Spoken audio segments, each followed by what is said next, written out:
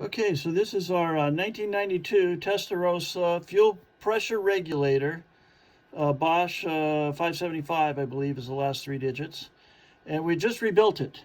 And it is now sitting on this Rube Goldberg setup here, which is actually our pressure regulator testing system, using a high pressure fuel pump, running it on kerosene because we don't want to blow ourselves up, much less volatile kerosene. And this valve here is wide open, and we thought that we might have to use that pressure regulator, but we don't. It's wide open. This is our pressure gauge, and then the vacuum pump that is, of course, hooked up to the top of our fuel pressure regulator. It indicates intake manifold vacuum that will change the pressure on our fuel pressure regulator according to a specification that we have and you're about to see. So I think we're ready to energize the fuel pump. Mm-hmm. So we're now energized the fuel pump, and we're right at 3.8 bar, about 57, 58 pounds of pressure.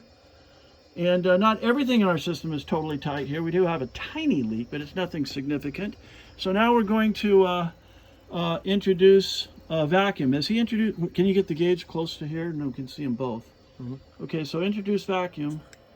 And you can see as we are bringing up the intake manifold pressure vacuum exactly as it should, it's reducing the pressure. So this, go ahead and hit it again. Just say, yeah. So we do have a specification on that we'll send along with it to verify that this is exactly what's happening. And let's see, vacuum. I think that pretty much covers it. The pressure regulator operates correctly. So that's our story, and we're sticking to it.